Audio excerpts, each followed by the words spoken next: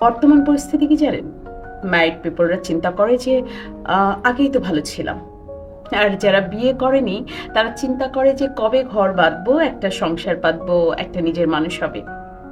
আবার খুব শিশুকালে সবাই চিন্তা করে যে বড় কবে হব। আর বড় হবার পরে মানুষ চিন্তা করে ছোটবেলায় ভালো ছিল। আবার আহ, যারা অনেক বেশি কর্মব্যস্ত জীবন পার করেন, প্রচণ্ড চাপের উপরে থাকেন, তারা চিন্তা করেন যে ইস, একটু যদি ছুটি পেতাম, একটু যদি সময় পেতাম। আর যারা বেকার তারা চিন্তা করে কবে একটা চাকরি হবে, কবে নিজের ইনকামের টাকায় পরিবারের মুখে হাসি ফোটাবো। আসলে কেউ কারো অবস্থানে সুখী না, প্রত্যেকে ফ্রাস্ট্রেশনে ভুগছে। ওই নদীর ওই পাড়টার মতন সবাই চিন্তা করে ওই পাড়ের ঘাসগুলো বেশি সবুজ। তাই বলবো, আপনি যদি শারীরিকভাবে ভালো থাকেন, সুস্থ থাকেন, সুন্দর থাকেন, তাহলে আলহামদুলিল্লাহ বলুন।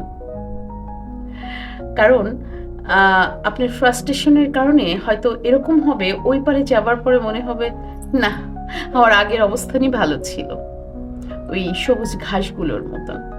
তাই নিজের যেখানে যে অবস্থায় যেমন ভাবে আছেন, নিজের বর্তমানটাকে এনজয় করার চেষ্টা করুন। দেখবেন কিছু না হোক মানসিকভাবে শান্তিতে আছেন। ভালো থাকবেন।